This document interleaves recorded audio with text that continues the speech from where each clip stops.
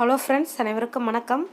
இன்றைக்கி குழந்தைங்களுக்குலாம் ரொம்ப பிடிச்ச எக் நூடுல்ஸ் எப்படி பண்ணுறதுன்னு நம்ம இன்றைக்கி பார்க்க போகிறோம். ரொம்ப சுவையாக இருக்கும். பெரியவங்களாக இருந்தால் 10 பேர் சாப்பிட்லாம், சின்ன பசங்களாக இருந்தால் ஒரு 14-15 பேர் சாப்பிட்லாம். வாங்க எப்படி பண்ணுறதுன்னு பார்க்கலாம். அதுக்கு ஃபஸ்ட்டு பொருட்கள்லாம் பார்த்துடலாம். 10 முட்டை, 4 வெங்காயம், பெரிய சைஸ் வெங்காயம், குடமிளகா, ரெட் கலர் குடமிளகா, பீன்ஸ், அதுக்கப்புறம் பார்த்திங்கன்னா கேரட் 1.5 கப், கோஸ் 2 கப் அளவு எடுத்திருக்கேன்.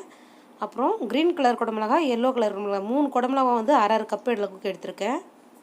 அதுக்கப்புறம் பார்த்திங்கன்னா கொத்தமல்லி, ஒரு 6 பச்சை மிளகா, அப்புறம் வெங்காயத்தாள் எல்லாமே பொடி பொடியாக நறுக்கி வச்சுருக்கேன். இப்போ பார்த்திங்கன்னா நூடுல்ஸை ஃபஸ்ட்டு நம்ம வேக வச்சுக்க போகிறோம். அதுக்கு தேவையான அளவு தண்ணி வச்சுட்டு அதுக்கு 1 டீஸ்பூன் உப்பு சேர்த்துக்கோங்க. தண்ணி கொதிச்சதுக்கப்புறம் நூடுல்ஸை சேர்த்துடலாம். நான் இன்றைக்கி 7 பாக்கெட் நூடுல்ஸ் எடுத்திருக்கேன். இது ரொம்ப சீக்கிரமாக வெந்துடும். ஃப்ரைட் ரைஸ் மாரி அரை வேக்காடு சாதம் அந்த மாதிரிலாம் கிடையாது. நல்லா வெந்திருக்கணும். அப்போ தான் சீக்கிரம் ஜீரணம் ஆகும்.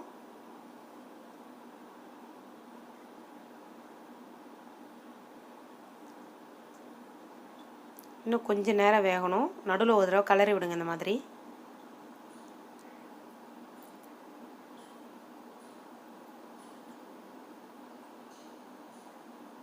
இப்போ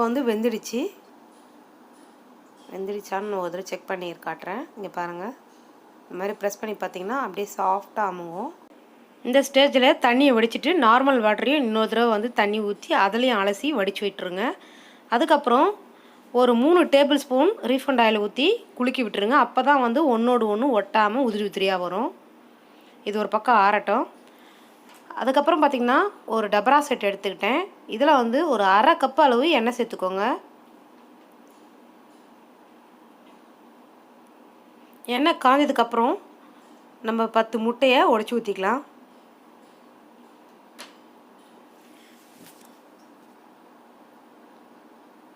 ஸ்டவ் பார்த்திங்கன்னா ஹை ஃப்ளேமில் தான் இருக்கணும் நூடுல்ஸுக்கெலாம்.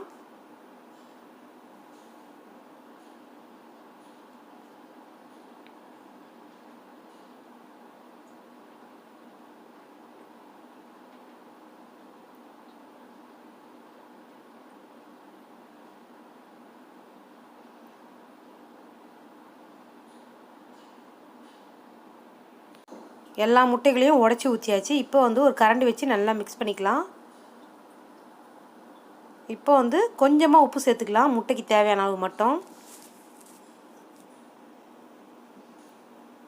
நல்லா கைவிடாமல் கிளறி விட்டுக்கிட்டே இருங்க.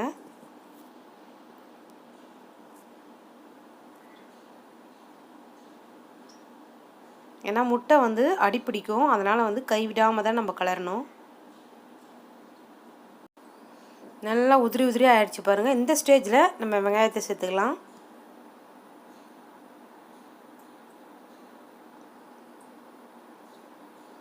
இதையும் நல்லா இந்த மாதிரி வதக்கி விட்டுக்கலாம். ஒரு 3 நிமிஷம் வதக்கி விட்டுக்கோங்க. அதுக்கப்புறம் பார்த்திங்கன்னா பச்சை மிளகாவை சேர்த்துக்கிட்டோம்.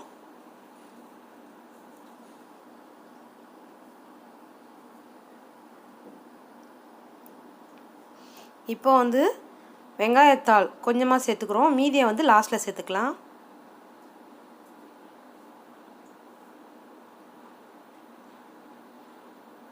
கேரட், பீன்ஸ் சேர்த்துக்கலாம். நான் பீன்ஸ் ஒரு அரை கப் அளவு தான் எடுத்திருக்கேன்.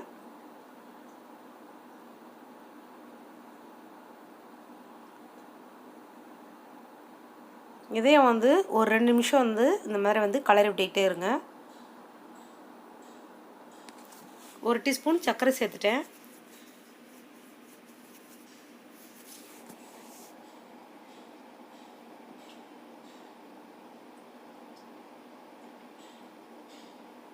இப்போ நம்ம குடமிளகாய், கோஸ் எல்லாமே சேர்த்துடலாம்.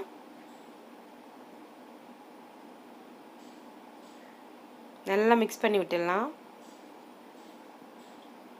இது ரொம்ப நேரம் ஆக தேவையில்ல, 1 நிமிஷம் கலரி விட்டால் போதும். இப்போ நம்ம ஆறுன நூடுல்ஸை சேர்த்துக்கலாம்.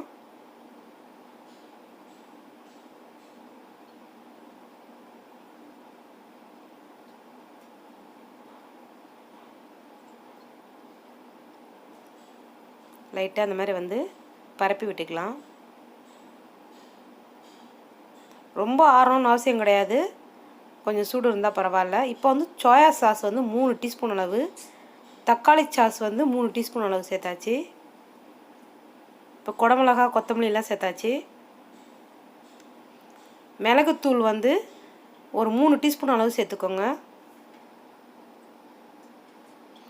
தேவையான அளவு உப்பு சேர்த்துக்கலாம். நம்ம ஏற்கனவே வந்து 1 டீஸ்பூன் அளவு நூடுல்ஸ்லேயே உப்பு சேர்த்துருக்கோம், அதனால் வந்து கொஞ்சமாக சேர்த்துக்கோங்க. இப்போ நல்லா ஒரு தடவை மிக்ஸ் பண்ணி விட்டுடலாம்.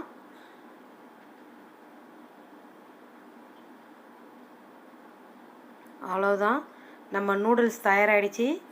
இன்றைக்கி வந்து நூடுல்ஸை டேஸ்ட் பண்ணி பார்க்கறதுக்கு எங்கள் தம்பி பசங்க வந்திருக்காங்க 2 பேர். அவங்களுக்கு ரொம்ப பிடிக்கும். இப்போ அவங்கள தான் டேஸ்ட் பண்ணி காமிக்க சொல்ல போகிறேன். இப்போ வந்து அவங்களே வந்து உங்களுக்கு டேஸ்ட் எப்படி இருக்குன்னு சொல்லுவாங்க.